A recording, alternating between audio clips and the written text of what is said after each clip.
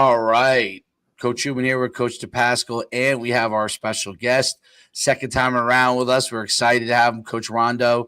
We're going to talk punt breakdown today. We're going to break down protection, coverage, and he's really going to go through, give a little clinic here on it for us.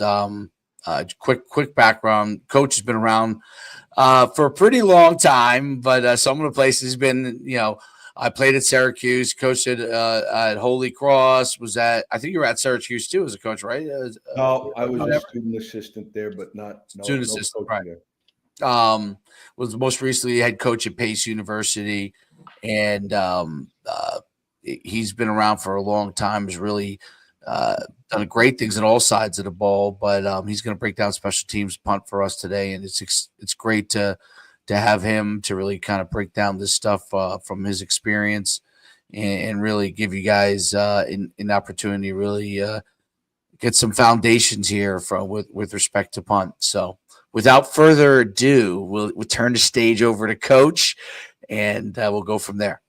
Well, hopefully we can keep this a dialogue. And I think the whole key to all the special team stuff is how do you make this thing fun? Nobody plays high school or college and really says, yeah, I'm going to go be on the punt team. Nobody says that. Or if they do, I hadn't been around them. So, I know Coach D, you're the special teams guy. And let's turn this into a dialogue rather than a lecture, because you guys are way better at doing the presentation than I am. So I got 2 or 3 different PowerPoints to kind of go about the way we would grow this, and then some video to back it up. And if it, I love this shit. I love it. I love it. I love it. There was this guy when I worked at the University of Maine, about 20 years ago. Jack Cosgrove gave me that chance to be the special teams coordinator, and he poured into it, right? And he let us go, and that was the first time that I had ever done all the 6 special teams. And that was my first realization of how you can really impact the team that way. And we were really, really good on defense, but, on offense, we were getting by, and we were able to, get to a winning record through field position and things like that, and the buy-in. And kids, if you can sell to them that, A, number one, it's fun, and number 2, that if you do have aspirations past college, most likely most of the guys are going to have to be on special teams. And we were able to get the guys bought into that, and became a really fun deal, So bomb squad is punt. And when we were trying to set it up, and we said, well, why is it the bomb squad where we're going to rock bombs down the field? But then we drew this parallel to the actual bomb squad, the guys who have to defuse bombs, and how hard that job is, and if they have trouble, it means disaster. And we try to put these things in front of them at the beginning. Can't do it every year because it gets old, and it's fresh when it's fun. And you put all these diagrams up and pictures up about how it is a team and it is a unit, and when they operate together and they use the tools they have, it's a great deal. And the hidden yards of special teams, and have a lot of fun with things like that, and try to make it into being a deal where guys feel really good about being on the punt team. And I love it. They aspire to be on the bomb squad. So, so it's good stuff, and we try to have fun. And, there's a guy with a paper bag that's about to make the pop noise behind a guy who's defusing a bomb, and try to teach them that they've got a really specific set of tools that they can dismantle any rush that they've got, and the challenge ends up being on the punt team. When things go sideways, people get hurt. Yeah. And it hurts the team, and it's a really important job. So that's kind of the way we went about doing bomb squad. And, and when you guys know, when we end up being player led, we're a hell of a lot better than when we're coach led. And if it could be fun like that, that would be really cool. I'm trying to figure out how to go to the other PowerPoint now. Let me see if I can do that right. I think you would. I would probably remove it. Yeah. Yeah. Probably. Yeah. See how well I can do on this stuff. Oh, yeah, you did it. There you go, Coach. All right. Let's see here. So kind of where we've gone. At the end of the day, see if this comes up right here. You guys got that? Yeah, it's down there. Yep. No. Nope. We had it. How about now? No? Yeah, we had it, and then this. Whatever you had, it was up there. Let me see.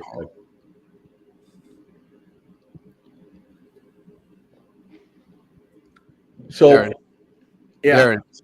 So this is kind of where we start in a playbook right here, and and different themes to try to send the same message every year, and I like that guy, the frog that's choking out the stork before he's getting eaten up, and if we can find those guys on the punt team or get that mentality out of them, and the guys who keep going and finish, that ends up being the spot where we can really get things going.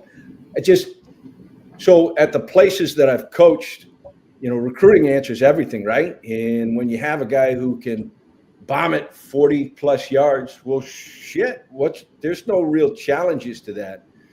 But at the end of the day, when you've got punters that are going to be, middle of the conference right there, well, now we got to look at all the different ways that we can eke the yards out of the field position to end up pinning them down. And, we can bitch and moan about, the punter's only a 34 or 36-yard punter, but he is what he is. So right. How do we end up manipulating formations, and how do we end up teaching coverage about saying, okay, this guy punched 36 yards, so let's make sure we get all 36 yards out of it. And so that ends up being the spot, and this dovetails back onto it. If you can see it, hey, that highly trained unit like the bomb squad, and we use a shield punt and a 3-man shield punt, or we do now, and the whole concept ends up saying, hey, somebody's always going to come free, and we've always kept it like very few times. We're at good New Jersey guy Ricky Lovato was a great long snapper at Old Dominion, and we had him, and he could do it all now, and he still does it all, and Super Bowl champion that he is. But usually we're taking a good athlete and saying, hey, just long snap. Can you long snap? And if we could keep them out of protection, and say, hey, let's create a level of consistency as a long snapper. And maybe the next phase is we get you into coverage to some degree or other. We got out of that protection business, when this business began, probably almost 20 years ago now, that you got into shields type of punt. So we're always have. I'll tell you one thing, Coach, and not to cut you off, like starting right there, right? Like when I look at my special teams unit, and especially we're talking punt. I'll be right back, Derek. All right, you're good. So when I'm talking punt team, right, the very first thing that I look for, right, is a long snapper, because the ability to get that thing back there in the time that we need and in the spot we need, it's pivotal, especially at the high school level. If I have a long snapper, we're good to that's already going to put our unit above most others. And a long snapper, I want consistency, right? Like just make sure that thing is going to be not rolling back there, not high, not low. Put it in this spot, right? Every single time. Now, if you're a guy that long snaps and you're more of an athlete type and you have the ability to be a force and get down there and go, well, all right, that's a bonus, right? Like that's a bonus to me. But your job, buddy, is to snap this damn ball. I don't care about anything else. Keep your head down, because they can't hit you in high school they're supposed to not be able to hit you until your head comes up for protection purposes. But that's really, Coach, like where I start the whole unit itself. Long snapper. All right, if you're the ability that a guy that can now free release and go, that's a bonus. But make sure that the snap is the most important part of it, because a good snap can get, covers up some of the other maybe insufficiencies that we have within the unit itself. I'm so with you right there. If we start with that snapper guy, and they're on your team, they're on all of our teams. 100, Coach. I work at like my head coach thinks I'm crazy, but I make it. I'm like, hey, I want one at every level. I want a senior, a junior, a sophomore, a freshman, somebody in every class, right? I want a long snapper in every class, and they're there. right? They're there. It's just the ability of how fast can he get it back there? Or look, there's a kid on your team that's literally just on the team. Well, you know what? Work with him for 3 years being a long snapper, and maybe by the time he's a senior, a guy that literally would just be, a water guy, like a water boy guy, could be your damn long snapper in a pivotal position that a lot of people, they only know who the long snapper is when something goes awry, right? Amen.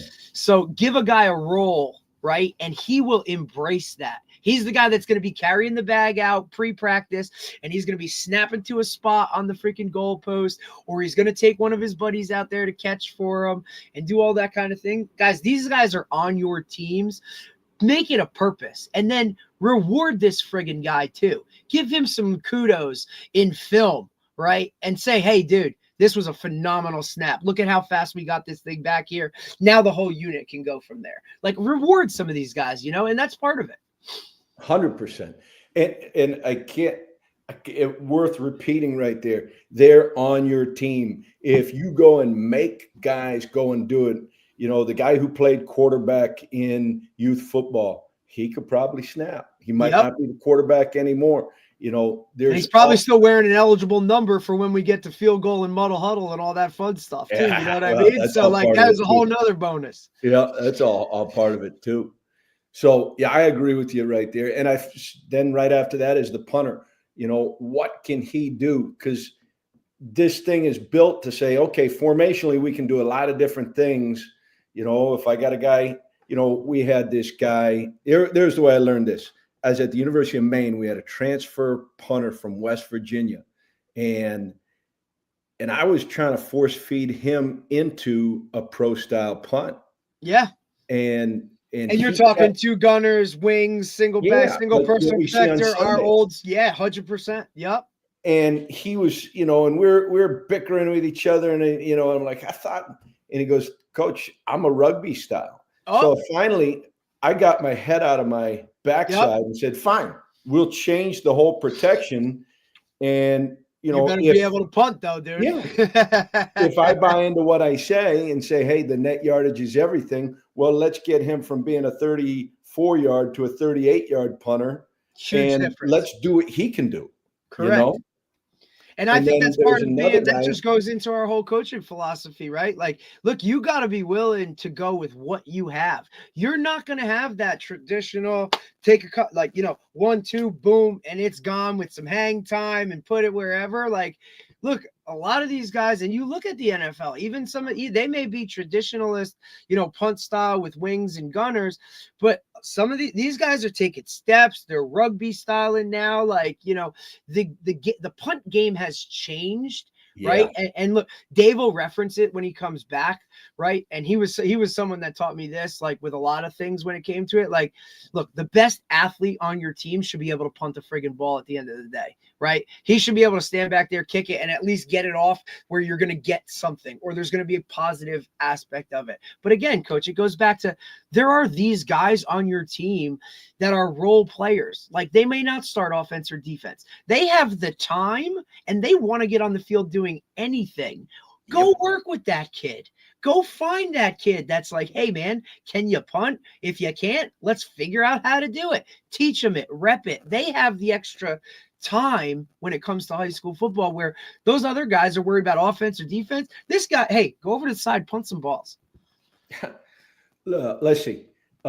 We had this guy named Nico Fountas, and he came to us from Long Island, and he was a quarterback, and he had some time at quarterback at Pace, and then he moved to defensive back. But you know what? If Nico could punt, and the other thing he could do is he could run a fake, and we're going to be able to get that back from him. And he could rugby the crap out of it. And if we moved him up to 12 yards and set the protection accordingly, well, then we could gain a couple more yards in field position. And it's high school coaches, youth coaches, guys, the hidden yardage as you increase levels and, play ability of the higher level teams that you're playing, that hidden yardage, guys, 4 yards is unbelievable. Huge. Like, it is absolutely. It's the difference between, an offensive play caller calling something on first down based off down and distance. Like those, it's the difference of getting a stop on defense out of field goal range or in field goal range. Like these little things matter so much. Huge. I really wish guys would pay more attention. I've been fortunate to work with a lot of head coaches that buy into the special teams aspect and give me, what we need as a unit to get things done. So I've been really fortunate in that facet, but I feel like a lot of coaches don't pay attention to the little things like this. And this is all summer work. This is like stuff these guys can be doing on their own. You just have to give them a map. And like you said, Coach, the biggest part of it is buy-in, right? Like this is not a period where you can go over and hang out on the side and, screw around or whatever, because in some way, shape, or form, you could look at any football game and it comes down to a special teams play that makes it or breaks it, or at least puts you in a spot, to make it or break it. So this stuff, I wish so much more. And guys, obviously in high school, like I know time is of an essence and you only have a little bit of it. And, that you want to spend it on offense or defense. I said, like, look, man, this is the same 33% that offense gets within the game, man. Like it's gotta be important. Right. I mean, we averaged 20 to 22, 23 special teams snaps a game. Right. So you break that down, every single special teams play matters when it comes to it. So I wish guys would pay more attention to it, in terms of this could make or break. And it's also a great opportunity to get either your younger guys that are going to be your dudes eventually to get some time in the game itself to kind of feel that all out, or just create a whole unit of that. And those guys will buy into it. 100. And if that's the only plays they're playing all game, well, dude, I'm getting 100% of these kids every game. It's not my starting linebacker that now has to stay out there because, whatever. Develop guys, man. Like make it important from the jump. And it'll change everything about your culture, your team itself, the play, all of it. Yeah, it's pivotal. Like that same thing, too. A kid will say he wants to be recruited. And maybe he wants to be recruited on his own terms. But if you want to be recruited, we love watching the guys who make plays on special teams. We love it. And Coach, look, the more I tell my guys, look, if you can go in to a program and you can play specials, you're going to play earlier because 100%. You just have more options. Like I'm going to get you on the bus as the third string safety, but you're playing every special team, right? Like, and then, hey, a guy rolls an ankle, the other one gets a concussion. Dude, now you're playing defense. Like shit. Like, these things freaking matter. And to be honest, that's the fastest way on the bus, right? 100%. Is awesome. And now you show a coach, hey, I'm willing to go all out on special teams. Well, now we can work with. Now I know I got a dude that's going to be a real pivotal part of this program because he's willing to go out there and do those things. Huge tiebreaker. I mean, even guys that are like on the cusp of getting recruited, or maybe I have a wide receiver in my offense and we don't throw that much, right? Or anything like that. Well, dude, I'm going to make you the gunner on punt, or I'm going to make you run down on kickoff. So then when we put together your highlight tape, yeah, maybe you only had 15 catches all season, but you got a lot of tape running down there making tackles on specials. And that's going to be a recruiting factor 100%. Huge factor. Huge. A tie is going to go to the special teamer, right? We got two guys, similar guys. Say, but look at these guys. He's making these bonus plays. And it's the same thing for the travel roster, too. You got, hey, these two guys, either one of them could be that fifth safety or the third string outside. Right. Maybe he's not there yet. He's still a young guy. He's trying to whatever. But look, he's definitely he's grading out to a positive on every special team, man. And here we go. You take him. So, and then this is coverage, and I'll hit that in some video right there of how we get the coverage. And, so and those are the techniques right there that we use for protection up front. And I think it's pretty straightforward. It's simple. It's direct because just like you said right there, can we keep it really clean for guys? And can we be complex but simple? So we say this. So we say, okay, one, field position. That's established. We're going to create field position. Two, how do we keep the rush off? Correct. And the two ways that we keep the rush off is we would say, okay, let's be formationally diverse and end up having a simple set of rules that we say, hey, make them take a lot of time about how they cover us down in sets as opposed to practicing their blocks that they're going to practice.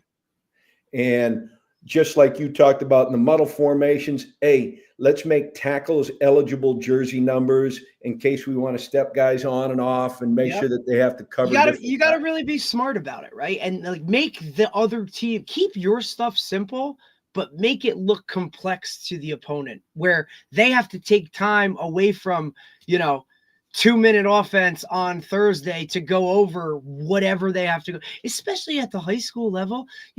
Like you throw a different you could run punt and you could throw out 10 different formations. Well, shit, they got to practice lining up to all these freaking formations all week long.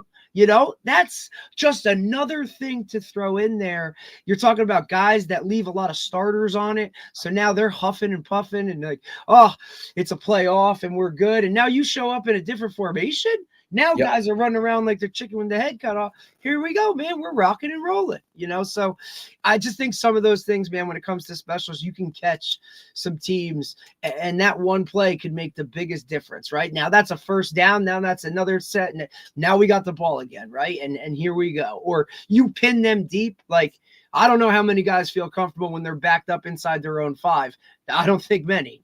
So you're just and then you've won the field position right there. Because how many punters could boom it out of an end zone and flip the field like that, right? Like situations, you're 100%, right? If we can just take maybe 2 reps a week and practice a short field punt, right? And we teach those guys, hey, the difference on pinning them down inside the 5 versus rolling into the end zone.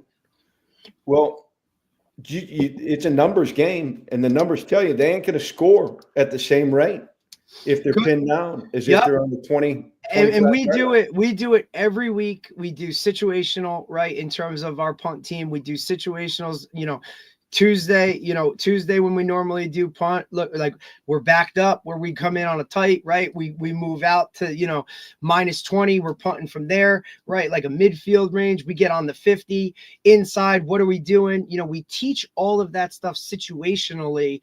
And, we downed 10 punts inside the 5 this year. And the kids love it. And that's as much of a hype play and a wow play and a momentum changer as it is, the old monster crackback blocks or some of those things, blocking a punt. Like those things change games. And when you get down there and that guy turns around on the goal line and scoops that thing up at the 2, I mean, your sideline's going bananas.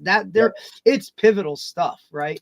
They get it. The teams that understand and the teams that are coached to believe in field position just know, you have a flip the field play and punt. They know they just created a great situation for the defense. 100%. Down, they know they just got set up for a score on the next series. They're juiced running to that sideline. And those defensive guys are loving life too. Like, yeah, okay, here we go. Because now you have a different mentality in your mind when they're snapping the ball from inside their own 5.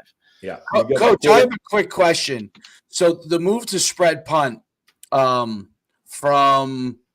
the double wing up back and then the 2 wideouts, what, and obviously it's everywhere now.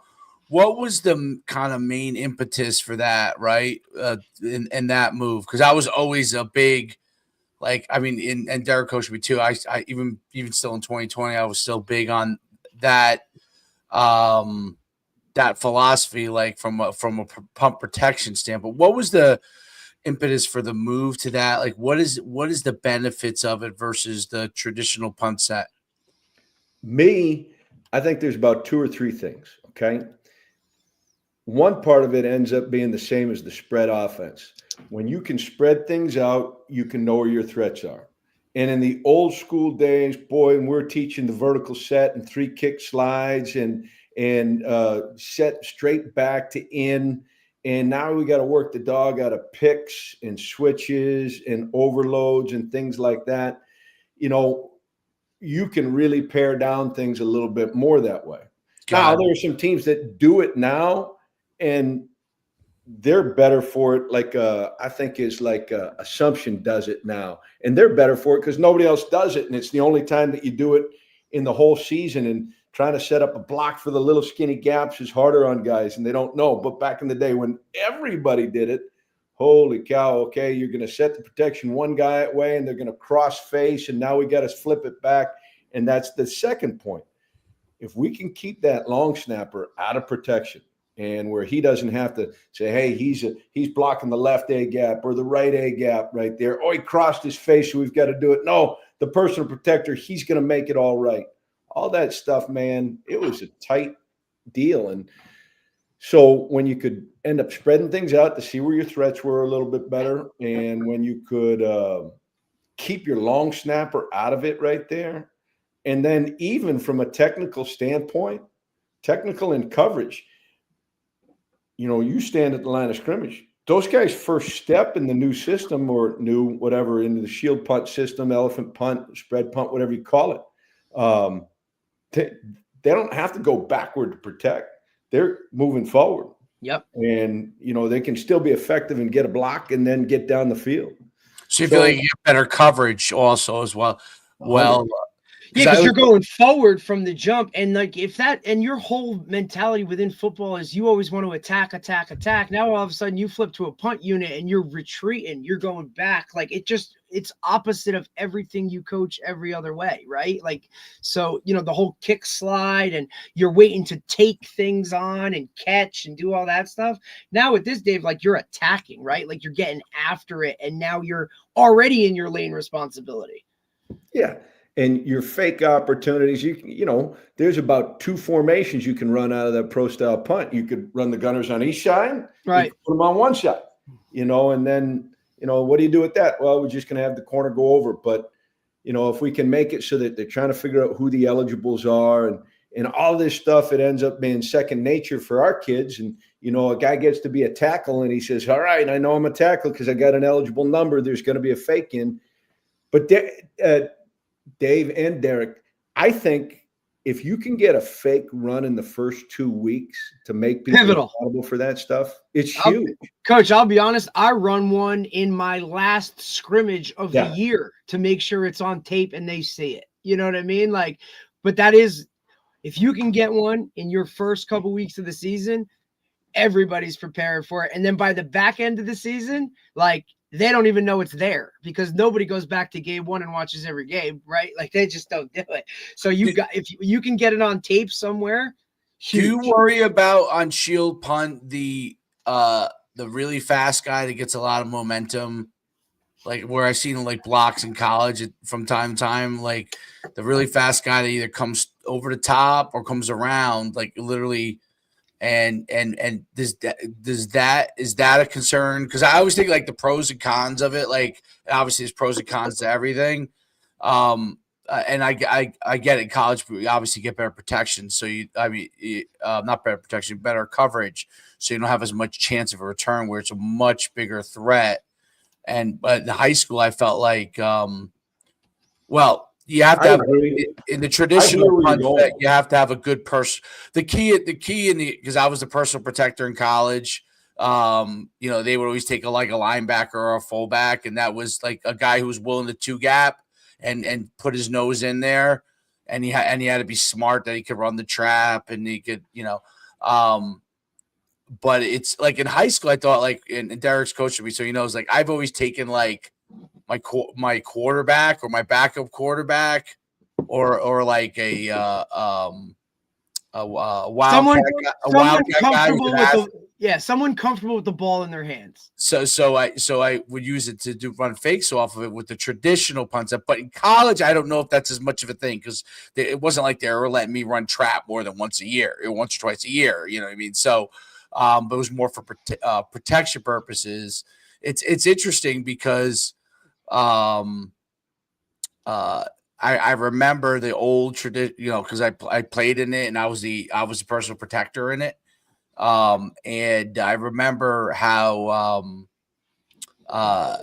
the release guy it was so important that the guys who were the gunners that did a great job, and then we let the long snapper just go, but it was that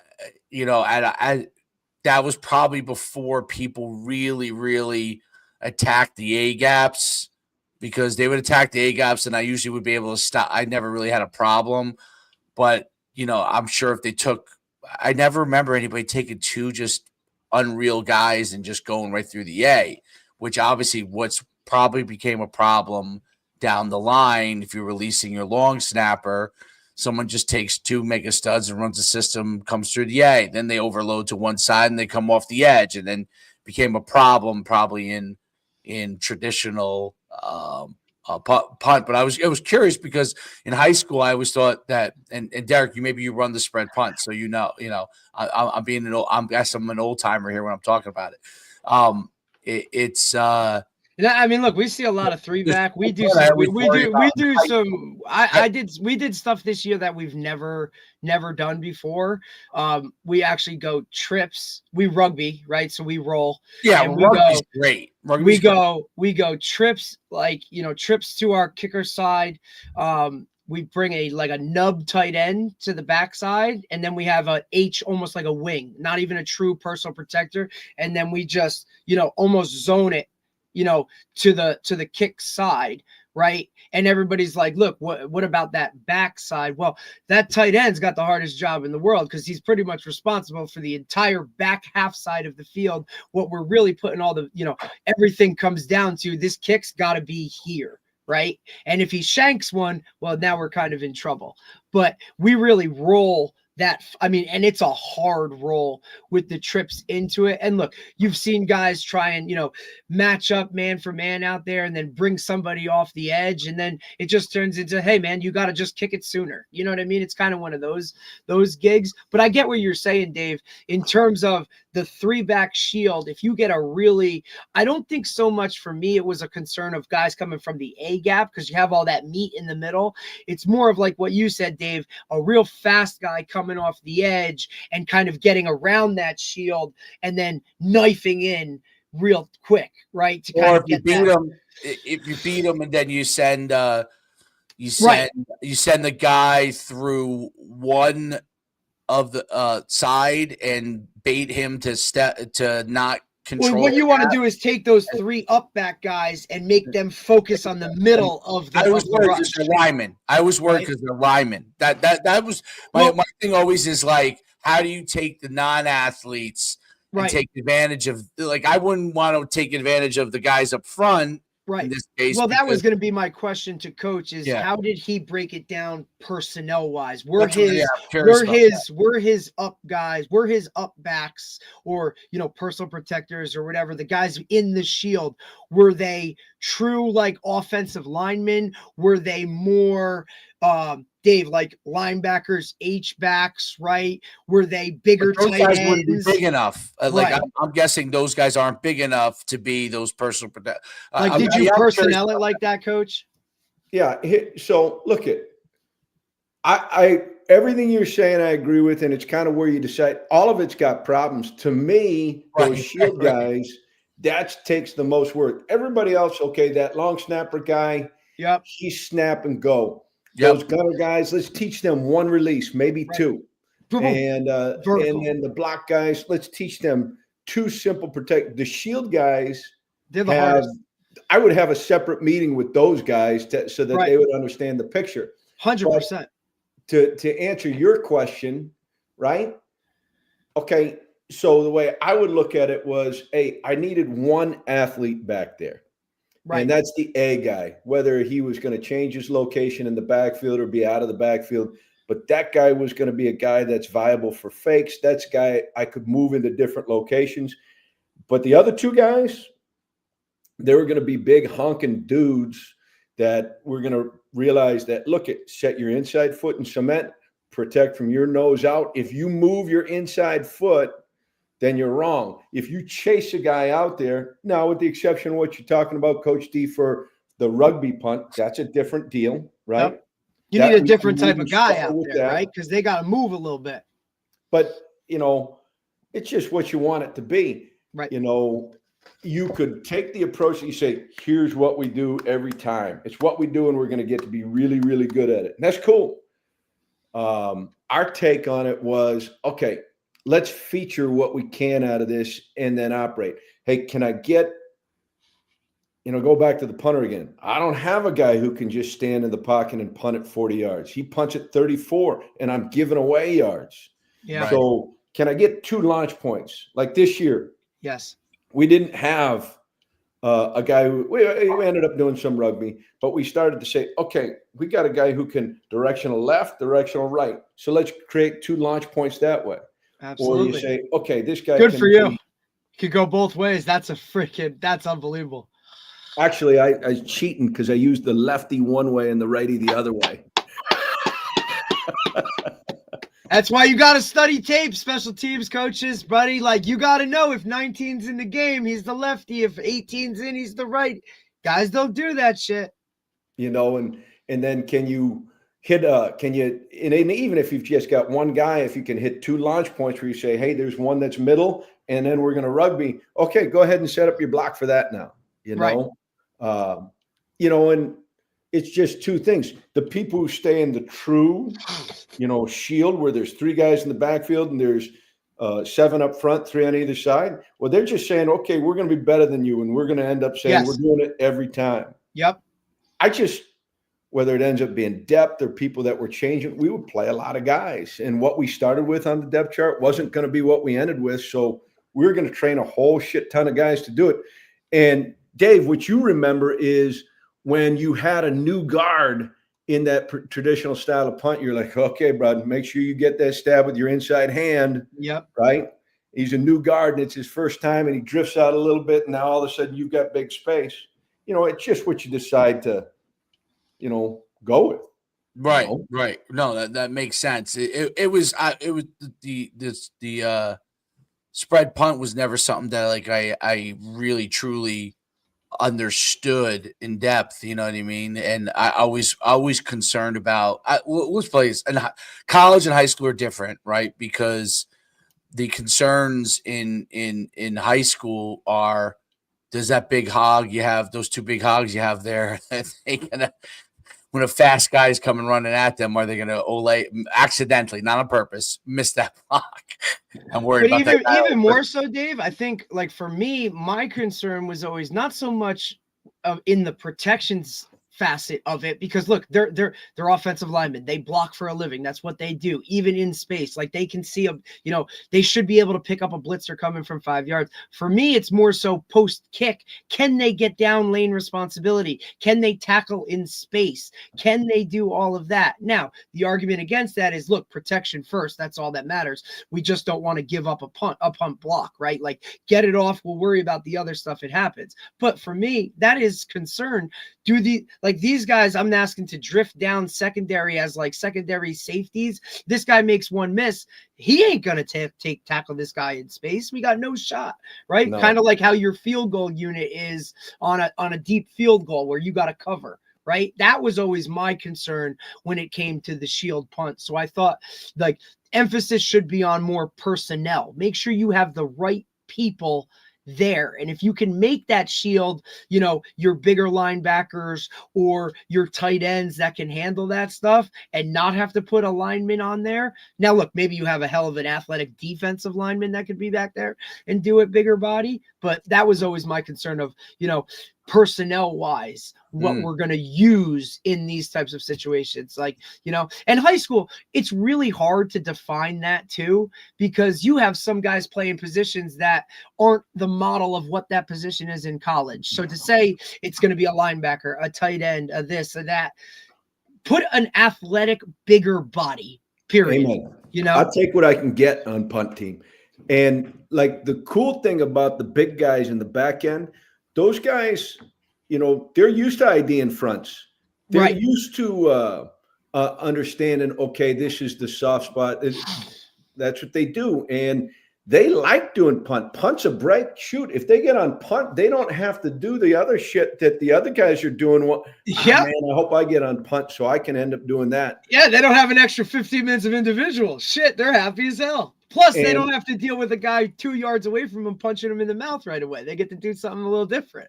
And I bring them in like on a Tuesday, 15 minutes early, and give them the game plan ahead of time because they're good at it. They like having that ownership. They like saying, okay, I can see right here why we're going to make this a right call. Hey, and I think it really gets crazy. I don't know what you do, Coach D, but boy, if we're trying to count all the time in punt protection. Counts hard, especially in high school, because, sometimes you could scheme it up all week and they don't line up in it because they just don't listen to what their coach, I always thought that was really hard within high school because even calling plays, you're expecting, hey, they run this defense, this guy's going to be here and he's going to do this. High school kids go rogue, dude. They blank. They're not, sometimes there's not guys where they're supposed to be, Right. I mean, Dave, you were the personal protector in college. Were you responsible for the count? Were you, hey, we're four on this side, 3 here, this side? Were you responsible for all that? Yeah. So you were the quarterback for that play. Yes. I mean, I was definitely the right person to have there because I was smart. So right. I'm sure.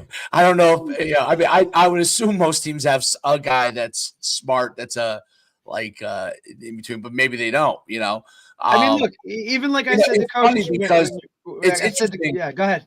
No, it's interesting because in all the years of running special teams, 20 years, I was special teams coordinator 3 times as an assistant. And then obviously I was head coach. And all the years of running, I think I had 1 punt blocked.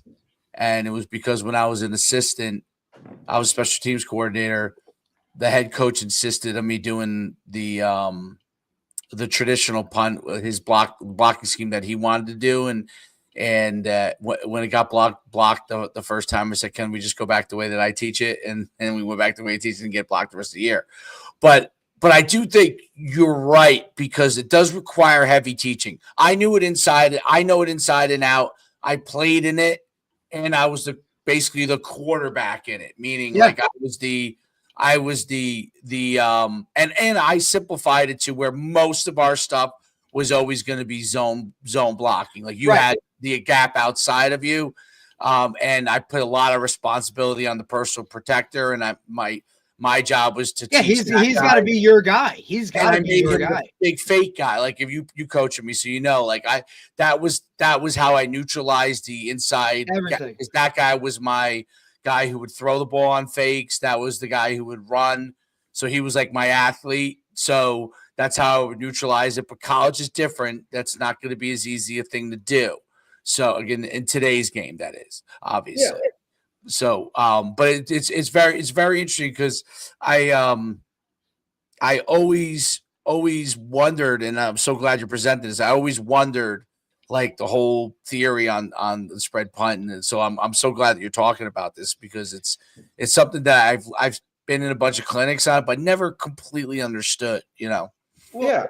And Coach, you're right. I think part of it is the order of the day and everybody was doing it. Let's take a look and find out about this. And it's a trend thing, right? Every year you see something pop up, and then before you know it, everybody's freaking doing it. But I think, Coach, your point too, the launch point and where that guy can get that thing off, you know what I mean? That's pivotal. But I'm gonna go back to it. The whole foundation of this entire thing relies on a long snapper that can get the job done on point. Because a perfect snap every single time, I don't care how fast you are off the edge, dude. Now all I have to do is chip you. I just have to make you blink. That snap's going to be there, and boom, we're out. What years were you at Pace? What was your first year at Pace? 14. Did you have Adrian Villahovic as your long snapper? Yeah, I did.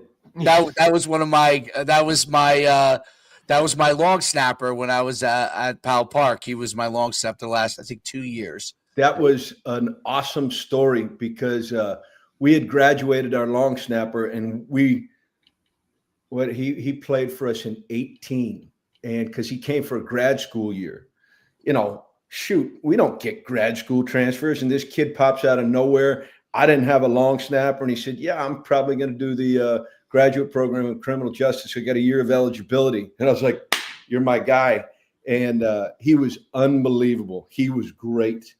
I could tell you all the long snappers. There's a lot of guys that'll have to take a little while. I could tell you most everybody. There's a couple I probably wouldn't remember.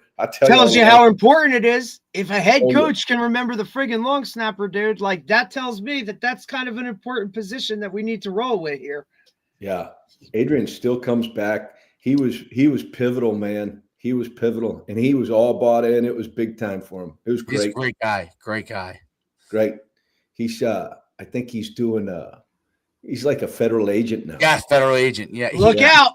I actually I just was inducted into the Hall of Fame where I was coaching when he was there, and he actually came to the induction. I couldn't believe it. I mean, so I got to talk. I hadn't talked. He'll text me every once in a while, or call, but I hadn't seen him in a long time. And but yeah, no, he's a great guy. I just thought of that off the top of my head. I'm like, did Adrian must have played for you? Yeah. Yeah. Shoot. And did you? He was a hired gun, man. Literally, he was done between the legs, and we was one and done, man. And boy, it was great. You know how he became a long snapper? We had a quarterback that went to Villanova on our. We had a couple of really good, a few years of really good teams, and he wanted to play quarterback, and he's tall. He's like 6'3" or whatever. Yeah, he's long guy, big guy, and he could not. Obviously, we had a kid that was going to go to Villanova, and our other guy was a Wildcat guy who played at Montclair State. Actually, Derek, he ended up being a receiver. Yep. So he, Adrian was really the third guy. I said, Adrian, I can't have a big athletic guy like you not get on the field. Go play some tight end. He wasn't like he was new to football, so he really hadn't blocked a ton. So play some tight end. And we'll have your long snap. It's just throwing a pass between your legs. That's all it is. You'll be throwing passes every game, but it's between your legs, And we used him, and then we used him also as a every once in a while we used to run Ridge. I think it was Ridge High School. Used to run this like extended gun snap, so you couldn't. It was like a punt, so you couldn't like hit the center. So it gave you the ability to protect more, but you had to have a guy who could fire it back. And we used a set, and we would have Adrian as the center there. And we used the set where he would just fire it back. It was like, How great is that? So you ended up saying, we're going to end up making sure the snap is more than 6 yards. And you said, no, you can't. I got to have a 2-eye, and there's going to be nobody on the center. That's great. Correct. Yeah. That's coaching, baby. Yeah. We used it in certain situations. Against certain teams, and I got it because Ridge was Derek. I don't know if you got the Shore doesn't have this, I don't think, but remember in North Jersey how we had the open. I'm sure they still have it where you could basically pull any film from that. Oh yeah. Went into the pool. The pool, dude, and I would just. And coach, if you're in a certain league, every team has to upload their game film to a giant pool within the league, and then any team within the league in the country could pull from it. So if we wanted to do what Bergen Catholic was doing, you could pull a game film, save it to your huddle as long as you had the space within your huddle account to save it. You could go and do it, or hey, so and so. We're playing split back veer. This team defended the split back veer good. Okay, go pull that. And so it was, you're talking it was the greatest thing for football junkies like us. It's oh shit, we're watching film all over. So I watched Ridge. What I had known the guy had won a lot of games there. I think he's now the head coach at St. Joe's Metuchen. And he had Bill Tracy. Someone had said like, "Hey, you have this really good long snapper. If you wanted to give your Q, who's an athlete, like a little more space, come back at the same exact time, and they can't touch you. They're not going to be able to blitz those A gaps. Can't touch him. Can't touch this guy, right? So, I was like, oh wow. So, Bridge played someone that was in our conference. I got the film. I was like, oh man, we're gonna put this package in. It was because of Adrian, because he could get that thing back like a rocket. He literally rocketed it back there. Now, Coach, I did have a question for you, and this is: did you use a different snapper for field goal, extra point, and punt, or did you kind of, if you did or whatever? We had some of all of that. Sometimes the guy, it's just like you said. If a guy gets it back there, and we did put the watch on him every day. we didn't necessarily care that he was a little guy in field goal protection. I would say this in field goal protection, at least in college, and you tell me, show me the people who block it off the edge. Yeah. Yep. Show me the people that the blocks that you see. Yep. They come from A gap up the middle. Inside out. Yep. Low kicks. And if we can end up saying, all right, so you say, well, maybe with the shorter guy, I shorten the edge a little bit because I lose a few inches. But if he was going to be the snapper there, that we would take the big guy who would end up 100%. Yep. It goes back to what you said, consistent guy over and over and over again. And like you said, he's protected. He's not going to get crushed. Right. All I need him to do is lean one way or the other. That's it. Throw your arms up, dude. Like whatever, just, whatever it is. That's okay. I was just curious. Like, look, and that was another thing, like, too, like, hey, if I have guy, like, look, my punt snapper may be different than my field goal snapper. That's a long snap. This is a short snap. You know what I mean? Like one, you're snapping it to probably 14 yards if you're smart. The other one, it's 7. Or I just listened to, I was just down at Glazier Clinic in Atlantic City, listened to head coach from Buffalo, Pete Lembo talk. And awesome. He does his field goal stuff from 8 yards. Right. And that was like, oh, well, I never had heard that, but it all had come down to, because he wanted more height, more time to get height, because why? Majority of the blocks come up the middle, right?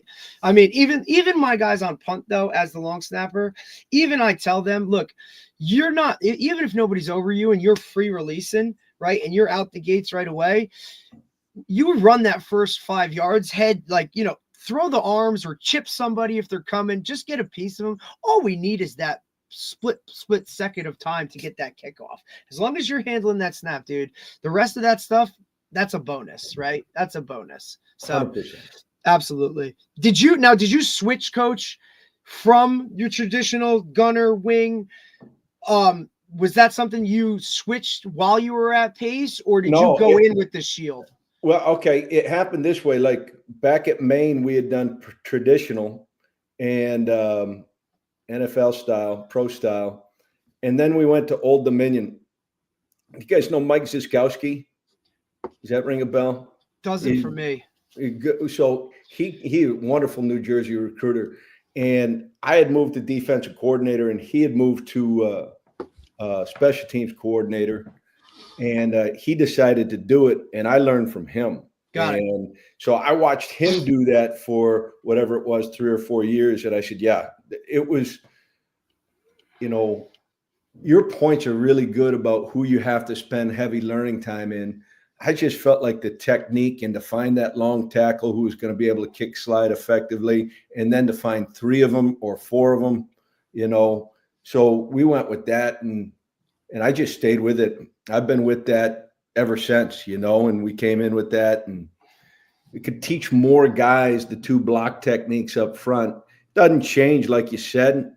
You still need the guy in the shield who's going to run the show and be able to understand it's inside out and how to do that. That doesn't change, And the same thing too is I don't think people get blocks off the edge. They only get blocks off the edge if you overextend yourself and lean out and they jump inside. They don't get blocks off the edge. They come inside, or if you have a bad snap and they come to the short side, it's still protection from inside out, 100%. Yeah, we've done it all the while. When did you switch to it? This was the first year we did this type of setup that we have. Our head coach is an offensive guy by nature. I mean, he was a college quarterback, the whole gamut. So his whole thing is, look, I want punt to be a play, right? Like, so I want the ability that teams literally think we're going to fake it, over punt it every single freaking time, right? So that was kind of the way he did it. And also, like, my quarterback's my punter, and he's a hell of an athlete to begin with. And I'll be honest, like, he's a phenomenal punter. I mean, in high school, he averaged 38 yards a punt this year.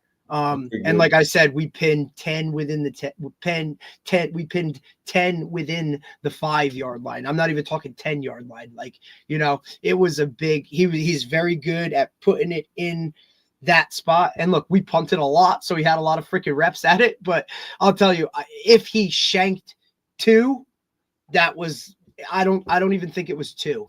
I think it was really 1 that he pulled and put it to the other side where it wasn't supposed to be. Other than that, every single one of them was, numbers, if not numbers, goalpost, like far side goalpost to the sideline every single time.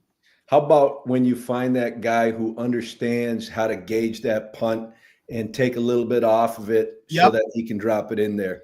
And I'll tell you what, he was good too. He's excellent, and he's coming back, which is phenomenal for me. I'm so excited about it. Like, hopefully we won't have to use it as much this year, but he was also good at, hey, do I need to put air underneath this one, right? Yeah. Or do I need to, because that's the one other good thing about rugby is, look, you get 3 good gunners out there that you teach a release and they go, right? Like, now you're in a whole different level. Those 3 guys are on the returner faster than everybody. Sometimes, hey, dude, this doesn't have to be air. Hit that thing low so it hits, and now we'll roll it. You know what I'm saying? And now, look, a lot of high school guys aren't comfortable catching the ball to begin with, but now you put one on the ground, some guys teach it, automatic on the ground. That's an automatic poison call, Get away from it, run away. And, my guys were consistently within 10 yards of the returner when that thing got there, no matter what. He was really good at either, hey, and I'd, give him a sign. We had a call. Hey, I want some air underneath this one. Hey, I want this one on the ground to roll, whether we're trying to kill clock or do any of that kind of stuff. Like, the real punt to me, it's a lot of situational.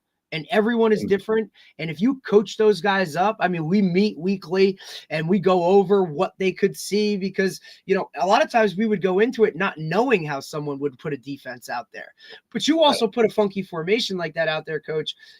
Now the guys on the other side are just going, hey, leave the defense on the field, go punt safe. And now you're ahead of the game even more so because now you got guys out there that don't even know what's going on. Just, hey, make sure that guy who's eligible, whatever. And, so there's nothing safe about punt safe. There's Hell nothing no. safe about it. It's like almost the worst thing you could freaking do.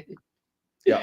It might save a touchdown, but man alive, I still run the fake versus punt safe right there. Hell yeah, you're getting a first down. Those guys don't know what's going on. But like I said, I got a lot of the stuff I got like with Dave in terms of, hey, always have that athlete on your team trained to be a quarterback and trained to be a punter because, like I said, the best athlete on your team should be able to catch a ball and kick it.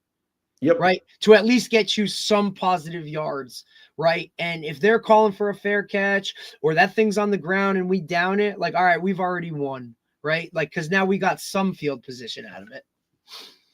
I think it's great. And, it's interesting, the different head coach positions on it, who wants to get through it and all that. But even us, I'm the head football coach. We would practice punt 2 days a week. We would practice it on just 2 days.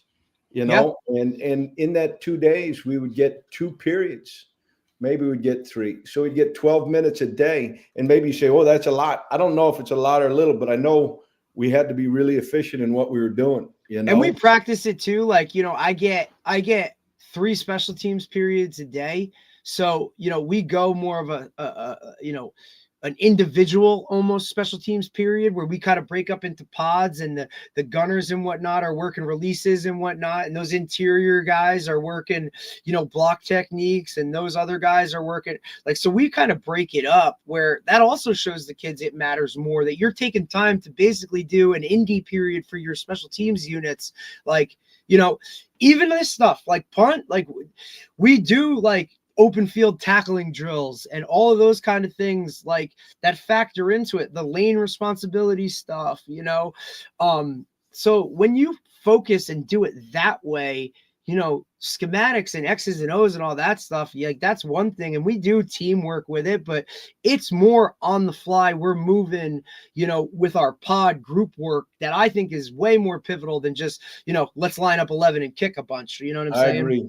That's all the video I have is, we're going to break it up into different position groups, and it's going to be the gunners are one position group and the guards and tackles are another position group. And then the operation is its own position group. Absolutely. And we can cover this. It's just make it a few techniques. And so we don't, keep it simple. Nobody else knows what's going on. The gunners know what to do.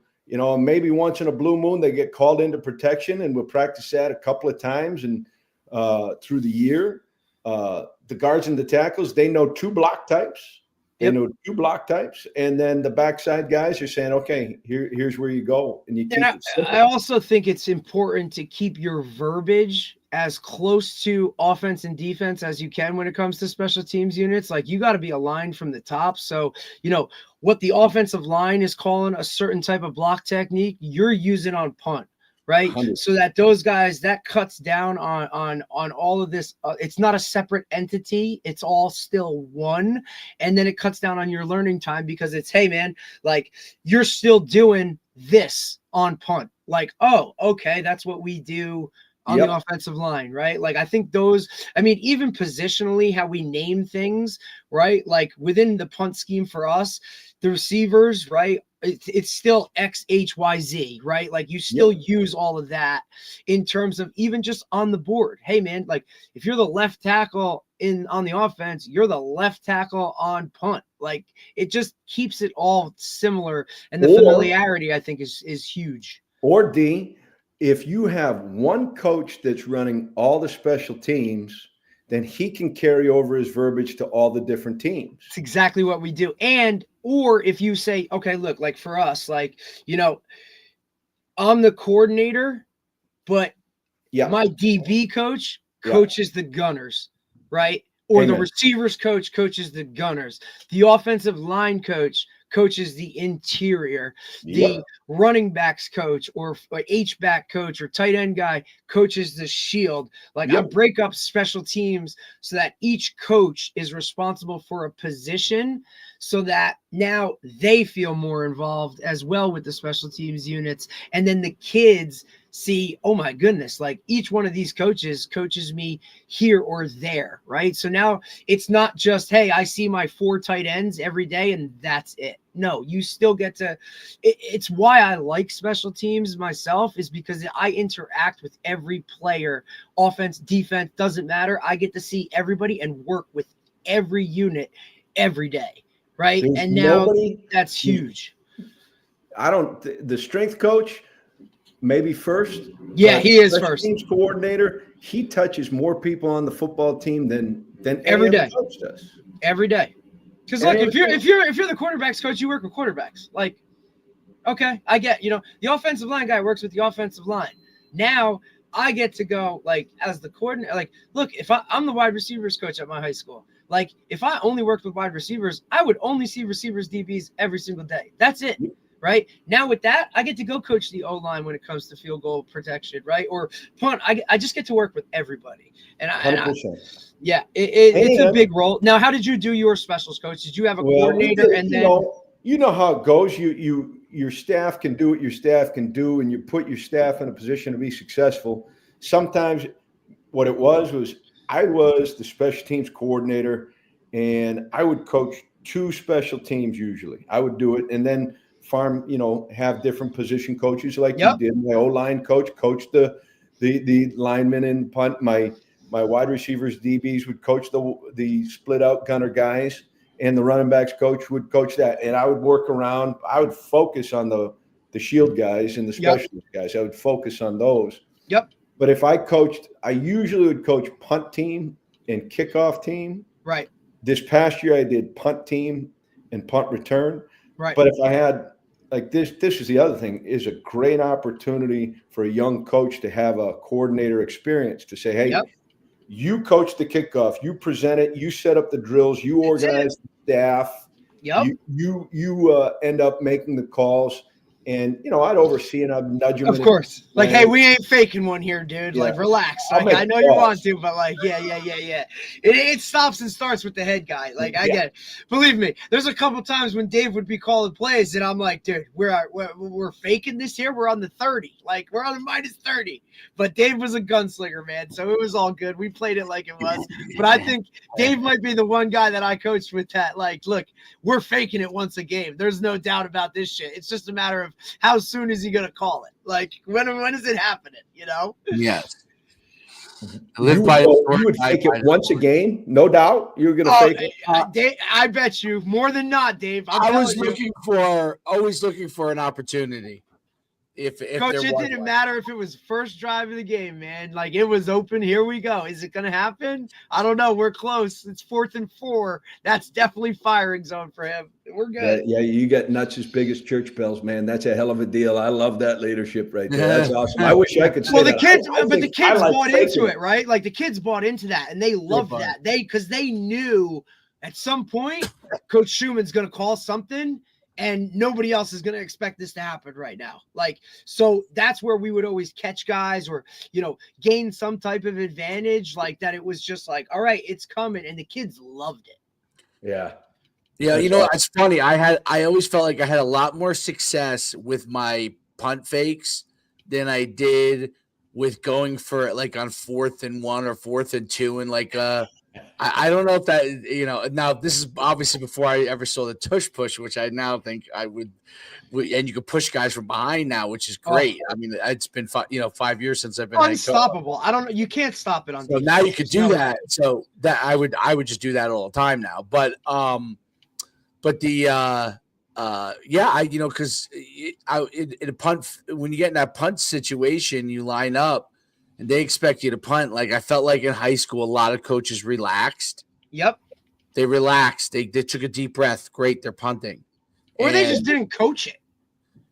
Some guys did it, but even ones that did, it was like a deep breath for the defensive coordinator and the head coach, and he took a deep breath, and I was like, great, like I didn't want anybody to relax. I wanted the coach the whole entire game. I was on extra point. I was muddle huddle.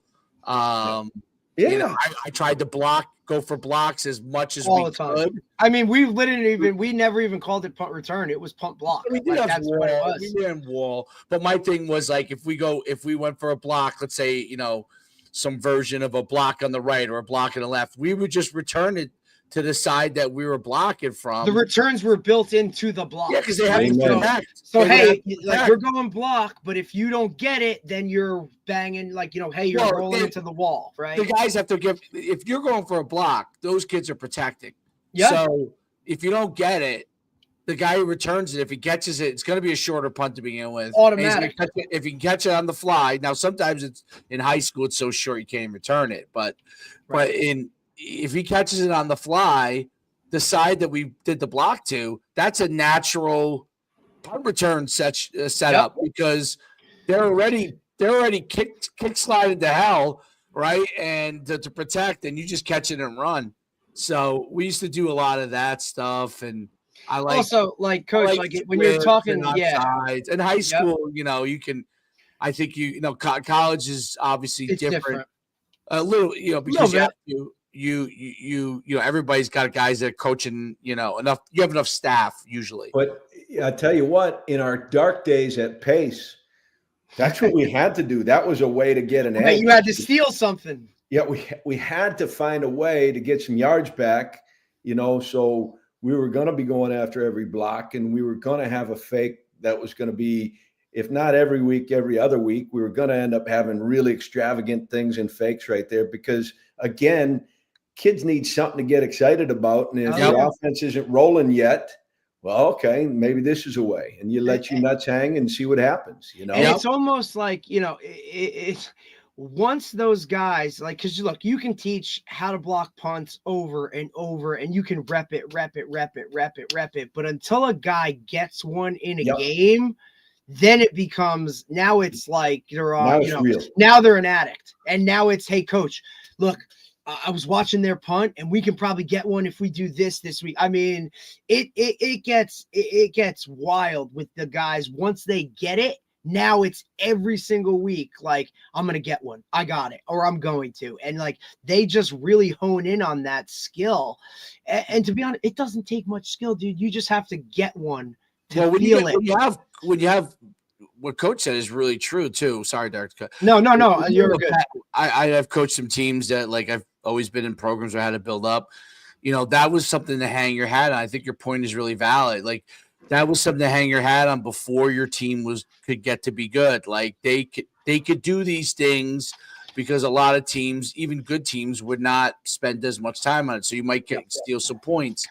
And then when I've coached on good teams, when I've been a head coach or even as an assistant with a special teams coordinator, like I was like, dude, we're gonna try and steal 7 points a game. Like if we can steal it, that puts us in a better situation, whether we're a good team or we're not a good, Look, 8-0 makes a hell of a difference than 7-0. I remember DJ Nymphius yelling, who coaches at Riverdale. Yeah. I remember him. We were coaching together. This was the team that actually might have been his best team ever. We were all together. We had a great staff. We won the state championship. I think it was 2007. And the team we had a great team. I mean, most of it with that team was, hey, just make sure we're doing everything right, get them working. And they had a lot of ability and they were tough. But we played Queen of Peace, who was supposed to be really good. They had built up the program. They were strong then, weren't they? Yeah, there was a time period where they were really. Now there's not even a friggin' team. There's not even a school. Yeah, but there was a time period where they. I can't remember the coach who was there, but he had built it up. So we were playing. That was supposed to be a big game, and we literally we blocked the punt, scored. It wasn't a block though. Because we had a kid that had the green light. He was just an athlete, and he had the green light on every, me and him talked about it, like, you have the green light. If you can get it, get it. So it wasn't even a block. He blocks it and recovers it, scores. And he was just that kind of a kid. Like, I don't know. Some kids have a knack for things. He had a knack for it. And it wasn't anything that we taught. It was really him. Then we went. God-given. The next drive, we stopped them. We returned a kick for a touchdown, and then we got the ball. They got the ball back on defense. The team we strip scored. They got the ball back a fourth time. And he said, do not go for any blocks or anything. He's like, I need to run some offense. This is what DJ says. Well, me and that kid had his green light, and I didn't get a chance to tell him. Like, do not block. We're already up 28-7 or something in the first quarter. And he's like, do not. This kid goes, he blocks it, scores. And DJ's like, I told you. I'm like, I didn't call a block. Yeah. I forgot to tell him. He's the one kid we said he could have the green light. And that kid would always go. He must have blocked 5 or 6 kicks without ever being a block after, maybe once we went. I mean, look, it's like, hey, you're the force the kick guy, but if you could block it, you're the block guy, right? And I had the same thing, when I was at SJV. I just had a kid that was extremely athletic. He was that guy, strong safety-ish, outside linebacker, running back, receiver, athlete. Had a great first step off the ball, understood, and once he got his first one, man, I'm telling you, it was like you were dangling the carrot. And every week it was like, this dude would come in and be like, Coach, if we do this against him, he'd have it drawn up, everybody's responsibilities. Also, I think that stuff too, on the other side, when you're trying to force kicks and stuff, that's a real do your job mentality. Hey, you got to tug this jersey to clean this guy, to give this guy a clear path. And when you get guys to buy into that, who really do your job, hey, man, if there's 2 guys on you, we're good, because that means somebody else is coming free. And then he may get the block, but you're just as pivotal on that backside as the scoop and score guy. You got to be able to do that. And, we practice those things of scooping and scoring and running for a touchdown. And, hey, if it's blocked behind the line, you got to do this. If it's blocked and it goes over this way, you got to do this. Those are the things that I don't think a lot of guys pay a lot of attention to until it happens and something goes wrong. Yeah. But that was one of the good things about Dave. It was like, hey, when I coached with him, it's like, hey, let's get our checklist. Let's make sure we touch on every one of these types of things situationally so that we know it. So if it does happen, we're good to go. We're not the team that's standing out there deer in headlights. And Lembo touched on that too in the clinic this weekend. You got to know special teams are very, very, very, if not all the time, situational based. So 100. understand all, and there's a million situations that could happen, right? Like, I'm sure you can tell stories about certain things that have happened within a special teams unit. It's like, oh shit. And especially high school, like, oh shit, we forgot the block this week. Oh boy. Well, you better make sure your kicker can kick off the damn ground or something, like have those things in place because wild shit happens. I mean, hell. And those guys are funny too, kickers, punters. Now, Coach, I'm curious at Pace, right? Division II, did you have, specialists where kicker only, punter only, or were you using other positional guys to do those things? Some of all of that right there, right? Depending on the year, kind of the recruiting class, those type things. If we would end up saying that, hey, we would take, first of all, like what you said right there is, okay, if I can recruit a punter that's going to be a true punter right there, well, let's get that guy. Okay. But otherwise, I'll go back and say, hey, who's your best athlete? I bet he can rugby it down the field 34 yards and end up getting 4 or 5 more yards on a roll. Yep. And so then we would take two different types of guys. We would take the developmental guy where you say, okay, there's something to him. Right. And they would all work out for us on campus. There's something to him. He's raw. He's underdeveloped. He's not strong enough yet. He just started kicking. And let's see if we can grow him. Or we would take a guy that we would say, well, he's competitive pool. And we recruited him to come in. And be careful what you wish for. This last year, we had a punter named Decker McNally. He's a really talented kid. And he had to punt as a true freshman. And it's all good until the bullets hit the fan. And that was hard at times for Decker and everything else. But, when we recruited Decker and we invested in Decker, and we had the same thing with another kicker from Long Island because, we were going to invest some scholarship into them. And that was where we felt like we could get an edge because at all the other levels, they were going to go and make a high school kid walk on. Yeah, I was just curious as to how you guys kind of approached it program-wise, especially now with at the Division II level anyway, I would assume, like scholarships, like full ride, here you go, like to a kicker. Like that doesn't happen at Division I level. Most of those guys are coming in for a grad year to just get some tape to see if they can go, kind of do whatever. And Dave and I, we talked about that. Like, hey man, if you're a high school kicker, like buddy, you ain't getting a scholarship. Like you got to go bust your ass and work. So don't be out there. Like you could spend all those monies on those kicking camps. That's more for you, dude. Like you just got to be really good. I was curious as to how you guys approached it. At a place like Pace. We would zig when everybody else was zagging. And if the kid was going to be hell-bent on being a walk-on in Division I, great, that's fine. But if we could throw a bone at him and say, hey, look, we think you can develop, or we could throw a few more at him and then say, hey, you're going to be able to come in and compete to kick right away. That's a big thing too, right? Like the immediacy of I'm going to play now.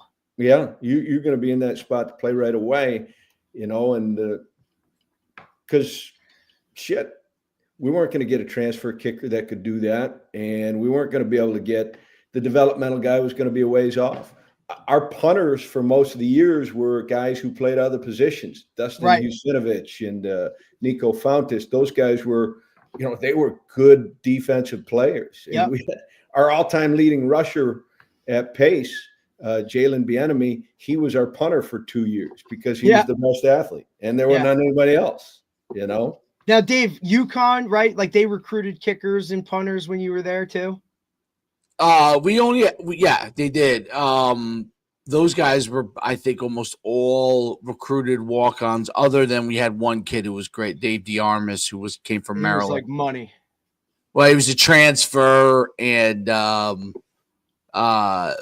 he was like an All-American. Like I have no idea why he transferred to us exactly, but I remember our kickers at Montclair State, dude, like being a specialist kicker at Montclair State Division III. I mean, dude, I don't know if they even they showed up to practice and they did what they did, but I sure as hell never saw them at doing conditioning at the end of practice, dude. Like they may have showed up for an hour, 45 minutes, and once that last special teams unit was done, like those dudes were off doing their thing, and it really didn't freaking matter as long as you made your kicks and shit. You know what I'm saying? 100%. So it was a different type of world. I don't know if those guys ever even dressed in full pads. Like they were. They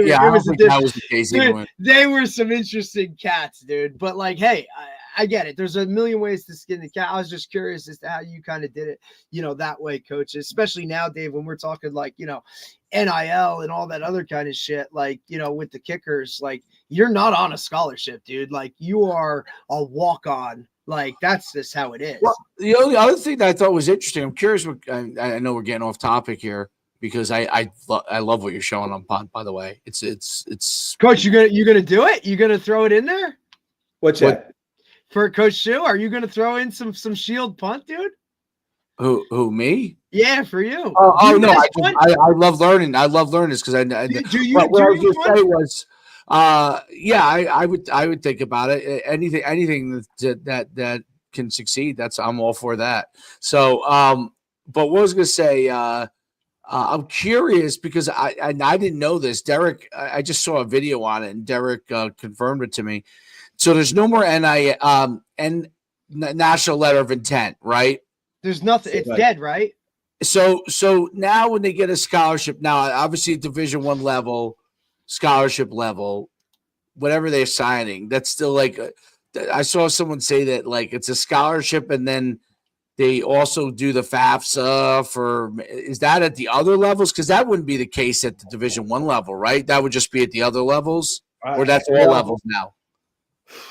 I have to. So much has changed recently, right? I was curious. I don't know if you know or not. Yeah, but it was interesting because when the transfer world went crazy, and you're having kids sign a national letter of intent, it means nothing, right?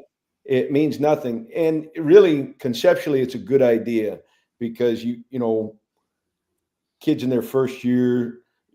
They start to get panicky. And the whole idea was, hey, just sit tight for a year and get this going. It was a good idea. And, well, when it ended up being you can transfer whenever you want. And it was like, well, what are we doing this for? This doesn't do anything. It's fake. So it's good that they got rid of it. And because it aligns with what the direction is right now. Yeah. But I remember, I thought, at some places I worked, it was even if you were a full scholarship player, you had to do the FAFSA in order to get athletic related aid. Now, maybe that, I don't know how far up the chain that's real or not. That's some of the places we were told you had to do it anyway. When I played, I did it because I was a poorer kid and I got the Pell Grants and all that kind of stuff too, so I was curious. I didn't know how that did or didn't. I wasn't sure exactly how that did or didn't work. I think that if you're getting aid that's either federally based, not academically based, but federally based or athletically based, I think you have to have a FAFSA done. Right. Okay. Yeah. That makes sense. That's interesting. Very, very. It's interesting stuff. I want to let me put the video on. Yeah. I would love to. Yeah. Let me see if we can change this. I'm getting kind of good at this right here.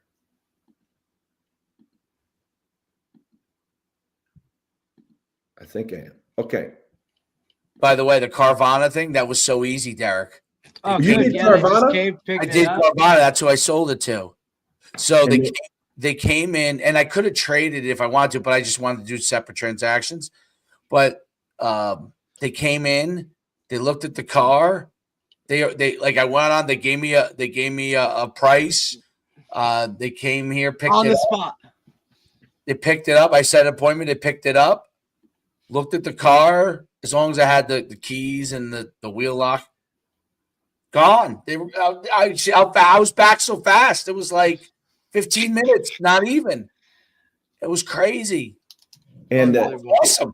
What about titles and all that business right there? So you had to do it. They send you all the paperwork. You do it all. The only thing I have to do is drop my license off at the DMV, like not whatever, license. Yeah. But everything else they did, she's like, just go. I did my insurance thing. I got rid of that already. And just got to drop off your plates. Everything was done. She went through the whole process, I guess, just to make sure like what you said lined up. Yeah. Yeah. What I submitted pictures wise and all that stuff lined up. She took her own pictures. I don't know if there'll be a couple of dollars adjustment or something here or there. But I don't think they will, because they basically just said, yeah, no, it's everything's. And you felt like you got a good price from Carvana. Got a pretty good price. I thought, yeah. Are there places that maybe would have got me? Yeah, but then you got to do some work. Like I don't know. I I went to a couple different places online, and they're like, my car has over 100,000 miles on it. I mean, I got a pretty good price, I thought, relative to the way I looked it up. I look like I got maybe $1,000 more than I would have gotten. I brought my car to a dealer, and because I was like, I'll sell it to a dealer, but do it the old way, and it was they offered me like $9,000, which barely, like I still had like a payment, like $7,000 on my loan. You know what I mean, or $7,500 on my loan. So they offered a 13,000. There you go. Oh shit! They cut out the middleman. That's it. Yeah, man. Wow. Yeah. That's So great. I made probably a few thousand more than I would have made if I went there. And if I wanted to trade it in, I could have. They would have gave me an extra $600 to trade it in on top of what they were giving me. So they were going to give me a better deal. Whereas you go to the dealer, you don't know if you're getting a good deal or not. But I was like, you know what? Some of the cars they had, I wasn't 100% sure. So I want to go and look at cars and drive before I do it. I think you're doing it the right way. I'm impressed that the Carvana gig was good. I sold a car one time to CarMax, and they get clean like that too. You just walk in and say, okay, here's our price. You good with that? I'm like, yep, let's go. It's good. Yeah. It's clean. You're like, I'll take it before it changes. Yeah, no, you know what? They must get, when they sell it online, they must be able to mark it up so much. Oh, hell yeah. That's my only guess, is that they must be able to mark it up where dealers probably don't sell them as fast as online sells it. That's probably why they're able to give you a better deal. That's my guess. Yeah. Because people like right now, I'm thinking I gotta go here, I gotta go there. Anyway, go ahead. Let's go to the fun stuff. The punt. Let's go. So this is a bunch of different practice clips right here. I think it is. Let me see if I can. Oh, I just gotta click here. I got it. Oh, you got it? There you go. There you go. Yeah, there you go, Coach. Look at that field, man. Look at that. Hold on. Look at that turf. I love it. Got the rock wall cliff in the backside there. Pace. See that lush green grass? It's training camp because of the lush green grass right there. Yeah. Lefty punter. Here we go. So, back to what we were talking about. We do that specialist period every day. This is the freshman I was talking about, Decker McNally. Oh, he's a big boy. Yeah, he's long and athletic and a traditional style punter. And, let's find out what they can do first. And we'll put this on video every day. And whether it's the snappers and the punters and let's get some video on these guys because they never get to see themselves. So if we can get some video on them, they come in and watch as much video as anybody.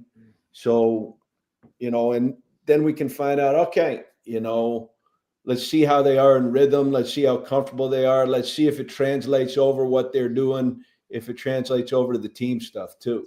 So, Decker shanked that one right there. But then just like what you said, Coach D, yeah, we're going to break up positionally when we're teaching punt. And this is my favorite release right here where we would say, hey, we're going to take 2 yards down the line of scrimmage to get off of the press that we'd have. 1, 2, 3, rip and run. And let's see if we can make that ball spill outside.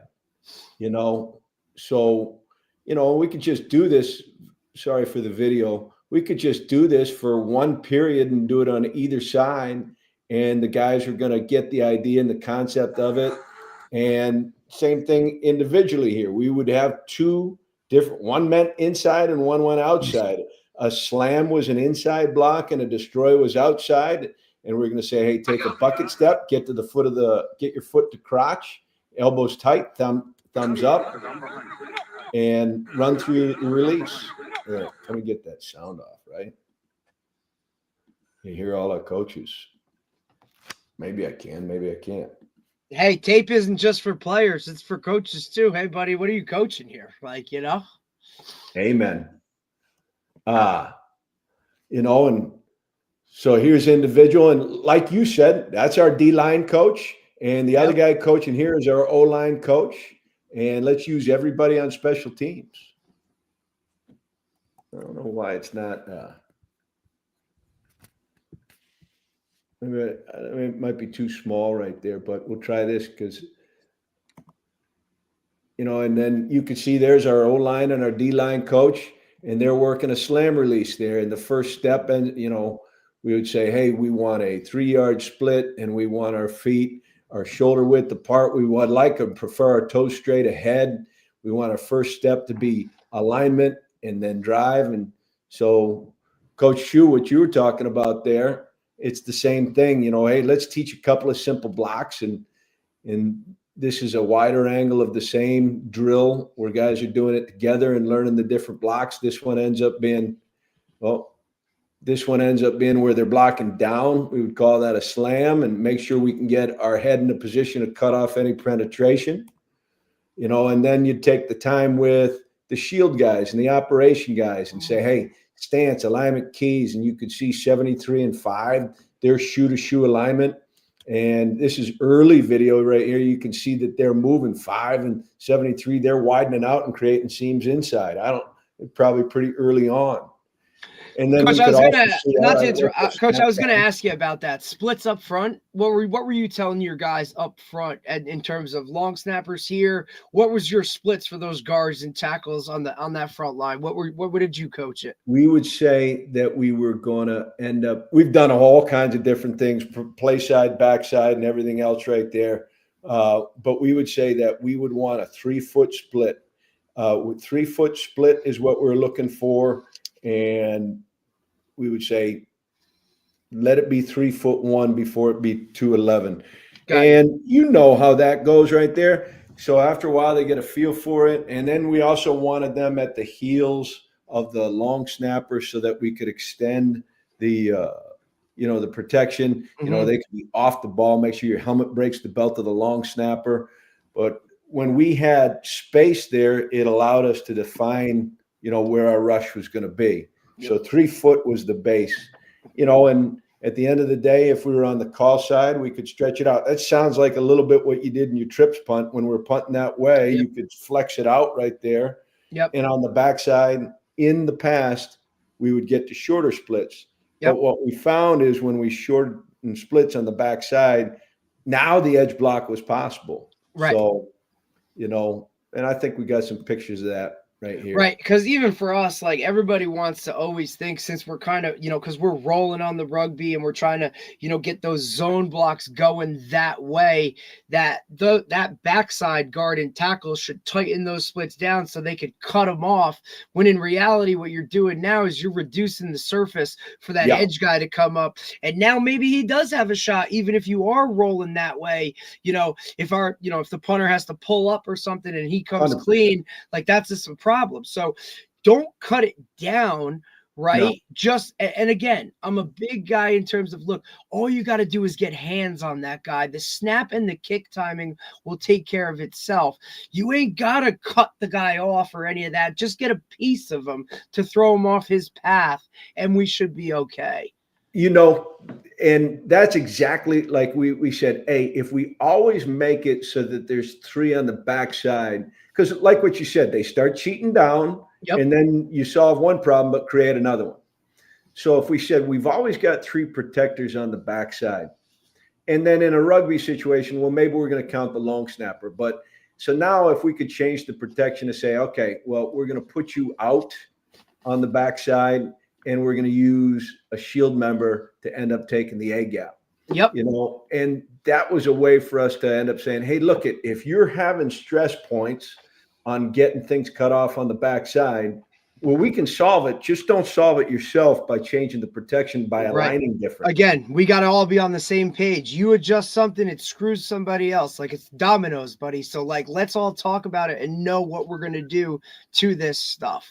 Another thing too, like, you have guys up top, and these guys are coming off the field for the most part. They can sit down and have a conversation with coach. Hey, I got this, or hey, we saw this. You can adjust because they're not on the field playing defense, or they're not out there playing offense. Like, you can talk to those guys and kind of work through it. It was a work through, man. Most of the individual stuff, it was low effort stuff. It was technical stuff. It was teach time stuff.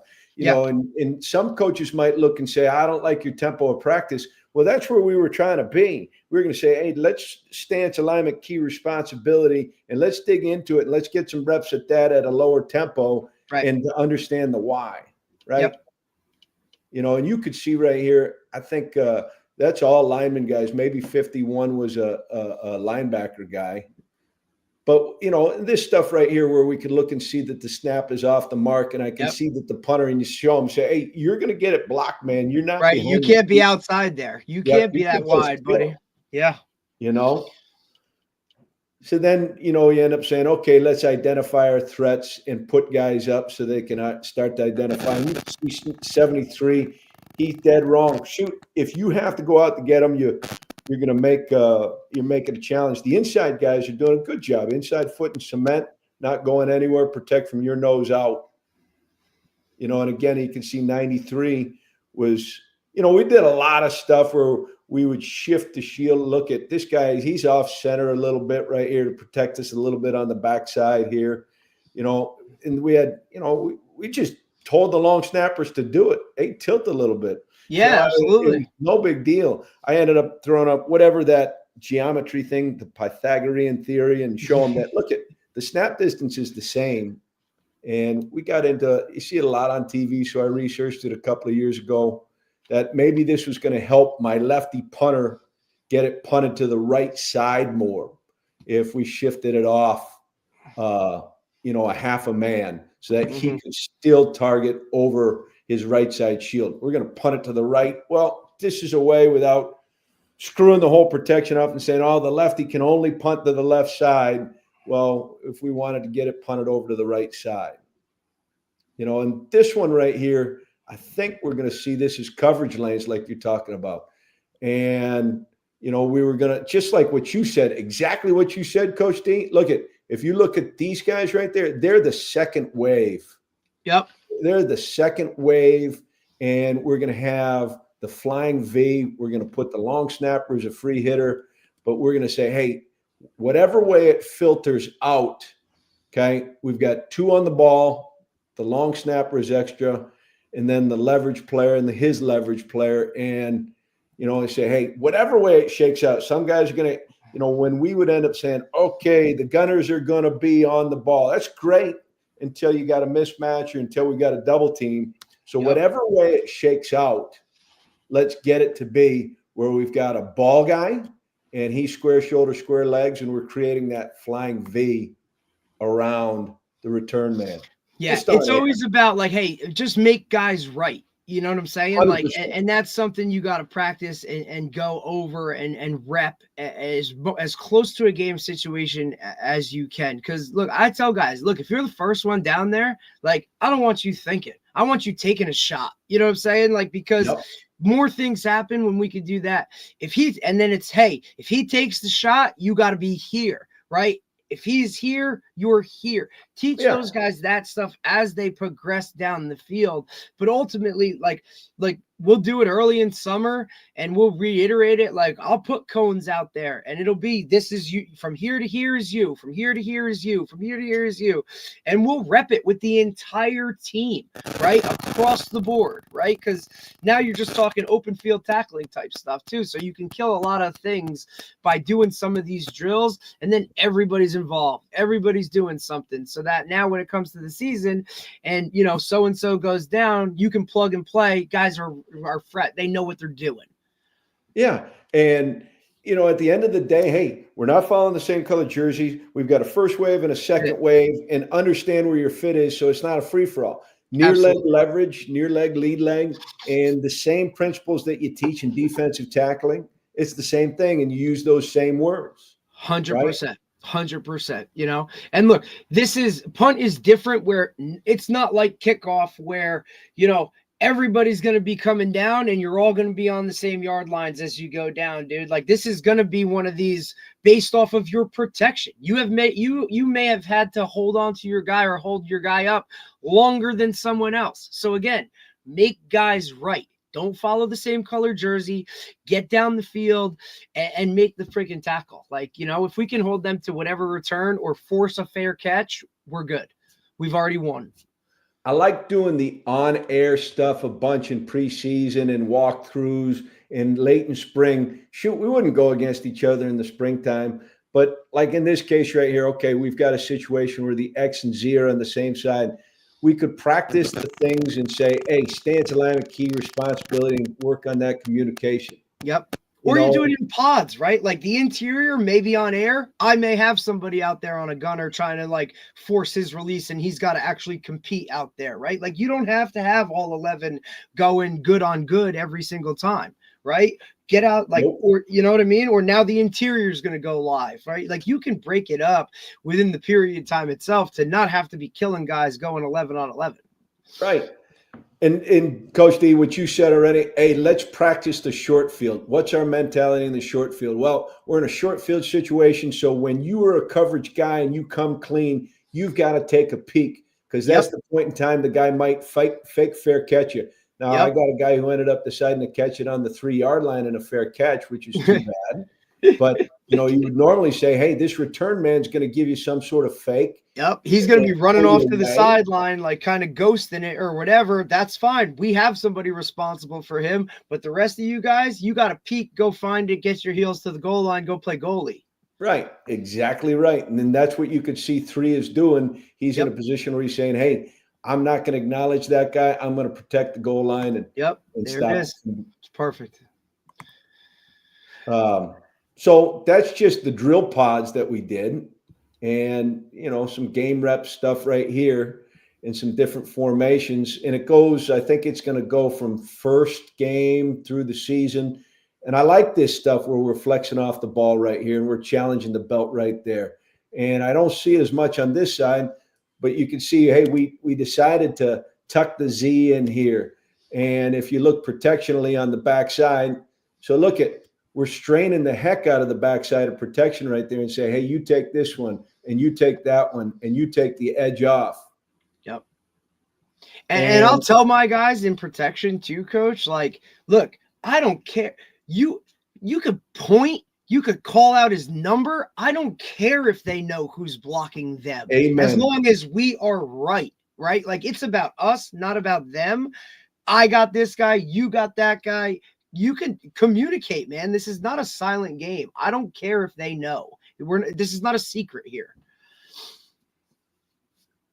We got some of the rugby stuff. You could see we're moving right there in the backside. You could see 44 did a really good job of being Coach Shu. What your concern was about, hey, if you got all big guys back there, you're limited. You don't have anybody to be athletic and all that. So that's what we got to, whether it was 44 or there's a tight end who did it for us too, but this is a kid who ended up being a couple of launch points as a righty right there. He could straight punt or he could rugby it where we would shuffle those guys out with it. And the backside guy would take the backside edge off.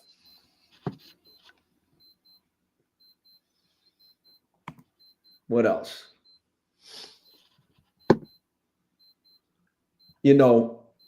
Right? Really good point to coach guys on. Never, ever, ever, ever, ever back up. You might get yourself a football enema, right? Yeah. There's the transfer tackle who's playing in his first college football game at pace, and he's backed up. And, at least from this angle, we say, hey, we've challenged that block point. You're lined up at 7 yards. Heel's at 8 yards. Don't back up. His block point is right there. Yeah. Yeah, attack, right? Don't catch. Go get that guy. Never go backwards, right? It's usually like, day one stuff, right? Like this is, look, even though we're protecting, we're an attack protection type team. We're going after guys. If you know who it is, don't wait, go.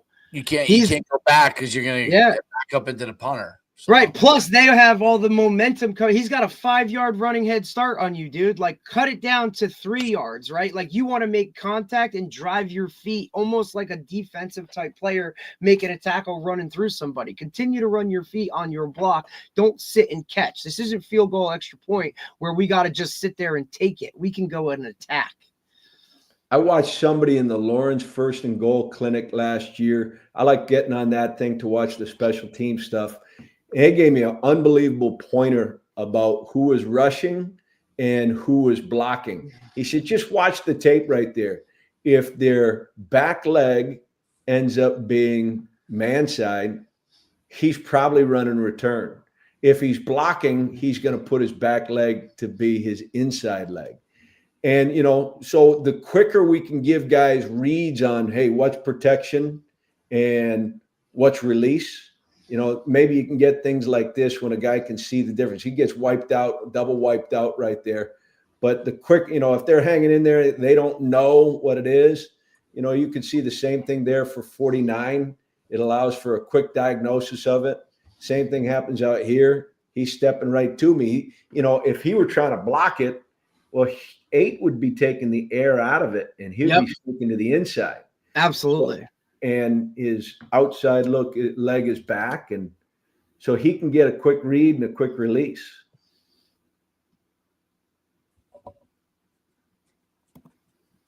So let's go to another game. Go from behind. So here we go, right? So we've got a right-footed punter, and we said, okay, let's protect him a little bit so he can put his punt over that left shield right there. A little bit of a diagonal. Yeah. And it is a good little gig for us right there to do. And you end up seeing, hey, the stance for the right guard, well, he's so loaded on that. Like to have him have a balanced stance so he can take a step out of his stance rather than stepping underneath of himself.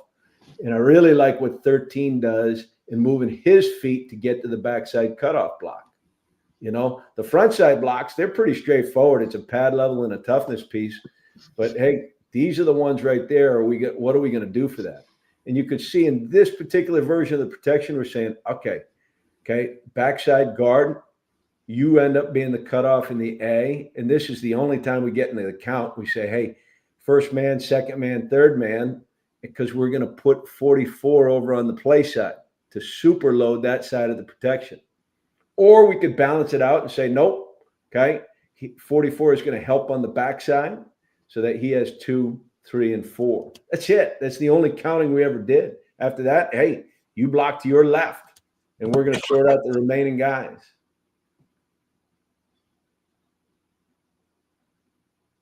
See, there's that fake catch right there. 27 has not got his eyes on it. And we lose those yards into the end zone because we're all on. Here we are in week 3 right here. 27 is a redshirt freshman. He wanted to be on the punt team. We're in a short field situation, and we've dropped it in there. But we're taking the bait, and we lose 20 yards of field position. So here it's still 3-man shield to me right here. But when we take that guy, that A guy, and we move him into multiple locations, whether it be for fake or protection leverage, these guys on the back side of it, they're going to end up cutting off 1, cutting off the next threat 2. 1, 2, 3.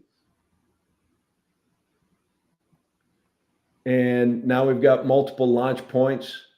And we give up a little bit on our gunner, right, with the rugby. Because like what you do, you spread these guys out further to end up covering that rugby kick, right, Coach? Yeah. Yeah. I mean, and even my 3 guys that I have out there in like a trips formation, like, I tell my outside guy, like automatic outside release, like, because we know where the ball is going to go, right? Like you automatic outside release, middle guy has a 2-way go wherever he wants to go. And I even tell my inside guy, hey, you have a 2-way go because you guys are literally the first dudes that I need down there. So however you can release, get out and go. But that outside guy, he has to have an automatic outside release to pull that swatter. I like to call him the opposite guy, basically the corner who's ever matched up with him. I want you to pull him outside. Plus, he's been coached all season to, hey, this guy's going to take an inside release. This guy's going to take an inside release. Like, now you go outside. Now you have a free release. And once you free release, now you're just receivers, stack that guy, stay on top, and he's never going to get to your hip to ride you out. And if it is, we'll take the 15-yard penalty of blocking in the back. I 53 was a freshman, and I got a clip in here later on. Maybe we get to it, maybe we don't. But boy, for him to understand launch point and direction and where your coverage is, you look at this right here, and he's going to cross over, and he's going to put the ball right down the middle of the field. We want it to be over here outside the hash mark. Got to be outside the hash. Two guys covering. Yep. And if, we're not on the same page on this stuff right here, it can get to be brutal. Right. Like I said, like everything is predicated on him putting that ball there. Right. And the fact that my guy can do that on a consistent basis, like now it doesn't strain that backside nub tight end to, hey, you're the only free runner down here on this backside. Like, we are really in trouble if that happens. And, guys always want to put their returner where the ball's going and then tell them, hey, if you get to this backside, like, look, the pursuit angles, you ain't getting there, dude. Like, not happening, because we're vice tackling. We're building a wall from that midfield point across. Like, if you want to go and try and run lateral sideline to sideline, awesome, because here we come. And formationally, let's do a few different things and let's change it every week so they don't know, oh, this is the formation that they're going to be a straight punt out of, and this is their rugby. Let's do a few different things to break the tendencies so they don't know, so we can get to things like this where it ends up being a 4th and 9 short field and they're not rushing anybody. Right. Yeah, they're not looking to block that, right? If anything, for me defensively, if I'm in like punt return situation, like this is fake territory, 40 to 40. Like, this is where it doesn't matter, 4th down and whatever. Like, this is a fake territory for people. So we're on alert for that. But, my whole thing on punt return, right, to kind of flip it to the other side of the ball is, in order to get a good punt return, well, you kind of need a good punt. You need something to work with. And in high school, there ain't much of that going on. So percentage-wise, I'd rather pressure and expect that shitty snap, and now we're there to get on it, rather than hold back and try and dial something up when the guy's going to shank it anyway. So let's put pressure on that guy to force a shank or force a block and get it, and then go from there. So that's kind of how the philosophy of our punt return works anyway. Coach D, here's your coaching point stuff right here. And you can see that our young guys right there, they don't understand that they can't advance. And, there's no harm in this right here. Nah, I tell them scoop it and score anyway, because the fans don't know that shit anyway. So they're still going to yip and yell and whatever. So it adds a little momentum to it. But, like, dude, be smart about this and make sure we just get need it. The ball. That's it. That's all we want. So, like, if he muffs it right there and you end up sacrificing the ball because you think you're going to score, it's wrong. I'm going to lose my mind. Because that's teach stuff, right? Like, that's on us to know, hey, you cannot advance this. And look, this happens every year once a practice, right? In the summer, guy does that, everybody's whatever. Hey, dude, we can't advance it. Oh, okay. Like, now you know. And, my guy right there, he does not even know. Oh, hell no. He's a freshman guy. He doesn't know. He gets an additional penalty for the flex that he throws up on the 5. But, it's coming back every way about it. Let me get to this one right. Let me get to this one right here. Maybe here. And you just figure out what you got right here and make sure you're being fake eligible all the time. All the time. Always fake eligible. And, if somebody's going to get into rushing you, let's make sure we got fakes that we're willing to call and we've practiced, I love that. A little Jordan action. Yeah. I used to call it Jordan. That guy, that was He couldn't throw the ball, but he could flip it like there. That's it. You know? It's all it takes. Because look, those guys, like, they're not, even when we teach Russian, like, hey, you got to get a piece of this guy as you go, right? Like, if that's your job, like, that's your job. You can't let those wings go or any of that stuff. Because for the most part, look, you're just trying to get a first down. You're not trying to bang your head on a goalpost on a fake. If you do, great. But we're just trying to get a first down. So even a 3-4 yard catch, like, now we've lost. So make sure you're covering your eligibles and doing that stuff. And then on the punt side, like, you want that. Like, this is an opportunity now for us to get a first down. Do your job, get out, make the catch, go. But you got to practice those things. And then the following week, we go out and have a good opponent right there. And, well, they just decide to go punt safe. Now, granted, it's 4th and 1 at the midfield. Maybe everybody would do that. But there's no doubt about it right there. So now we can play the field position game. Right. And we can get a field flip right here where we've got a punt inside the 10 from what? The 40? Yep. Huge. Yeah. So, that's the way we would have to win games at pace, is play the field position game. And, and have a couple of different launch points, be really simplistic about what you do, teach a lot of people the techniques. And, couple of, again, all right, we did the rugby last time. Let's hit the straight punt this time. Okay, let's keep them in a return mode. So we're keeping the rush off. Yeah. And let's make sure we got coverage and we can fair catch. If, they're blocking, all right, we're going to hold protection a little bit longer. Yep. So good stuff. That's great stuff. Yeah, I love it.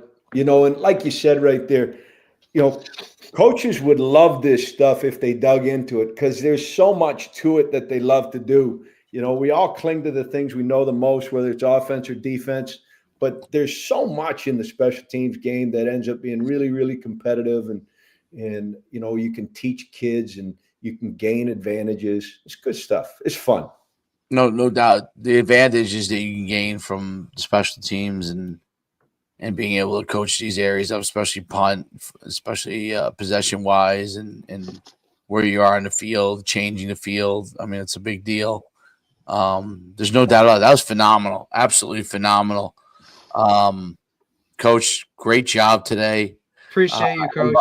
Your passion comes through. It's fantastic. I learned a ton. What an awesome opportunity. You guys are very kind to me. I appreciate it. I hope it's of value to you guys. Definitely. Organizationally. Absolutely. And hopefully it's even more important than us, the people that watch it. You know what I mean? Yeah. So they can pick something up and then learn something from it. And that's our whole goal, is like by going into depth, not just when you're allotted only like 30 minutes at a clinic and you're kind of glossing over a lot of times at a clinic, the basic stuff that you want to get across. You can't dive into depth on things and why you do it. And unless a guy pulls you aside, you see him at dinner or something later on. But at the bar. But yeah. Then you're drawing shit up on a napkin. We've all been there. Trying to just relax and get away from you, but at that point, but that's the only area you can grab them. But no, this is really great. It goes into depth and understanding, like the whys of everything. It's to me, it's really interesting with the spread punt, the shield punt, I guess you guys call it, the shield punt, where they the fact that they're moving down the field, so it gives you an extra it gives you better coverage, and you're putting them on their heels. I think that's the thing that really strikes me as a really big plus, because those people can do that. And then and then I think creativity comes into it, as far as what you want to do in fakes, and more creative you are, you're better. Like we saw this year in college football, like I've seen so many wild fakes. It's unbelievable. So you learn something every day on that, but the concept of getting them down the field, getting them in coverage, and not placing just all the pressure on the up back to make the right decisions, to be able to two gap if he needs to, that's eliminated. So So that's really, really interesting. It's going to be interesting. I felt like through the late season college games and the bowl games, you saw so many punt block people that were going to shift their look based on the way they could diagnose the protection. You can kind of tell on this stuff if you study people well enough. You can tell what their philosophy is and where their weak points are. Yep. So you would see it in the bowl games where people would show over on this one side and they would shift the punter the other way and they would swing over at the left. So it'd be interesting, Coach Shu, if it ends up being that people say, screw this, if we are at the highest level getting people ready for the NFL, is there going to be a resurgence in an NFL style of punt? It'll be interesting. Yeah, that would be interesting. That would be really interesting to say if that actually happened. 100%. Yeah, I mean and the NFL too. That snap comes back so fast. The punt is gone so quick. Yeah, they're different cats. You're really not even kick sliding. Like you're basically gone before you even get into 100%. your kick slide. So different cats. No, they are different cats, and and they're also like people don't realize that the NFL punters are athletic. Amazing. They don't realize it's not the same as the kicker. The kicker can be a poor athlete, quote unquote, but the punters are a lot of times really really big athletic guys who could do something if you if you don't really respect what their capabilities are. So it's really interesting. But Coach, I can't thank you enough for coming on. Always welcome. Anytime you want to break something down, we'd love to have you. You're kind to me, fellas. You guys be great, okay? Have a good week, all right? Talk soon. Thanks, have Coach. A great day, Coach. Bye-bye. All right. That was great, dude. It was phenomenal. Good stuff, man. And look, I still have never used the shield punt. Like to me, you know what I mean? It just hasn't come up. But like you said, I like to learn, like just like you do. Like you always want to have that in your hip pocket if you need to, No, you're right. It's phenomenal. Coach does a great job there breaking that down. It is like I always wonder to myself, like there's pros and cons in everything you do, and punt return. There's on both sides of it, there's always a action and then a counter action to it. Right. And it's that I feel like those two special teams, there's a ton of chess match that can go on. 100%. And I don't think guys look at it like that. You know what I mean, Dave? Like I know for me personally, every week I look at their punt and all right, what punt block can I dial up this week to counter what they're doing? You know what I mean? Like just like you would prepare as an offensive coordinator or a defensive coordinator, right? Like they run this defense, these plays are going to work. I did the same on special teams, man. Like it's not the same stagnant returns every week. Things change.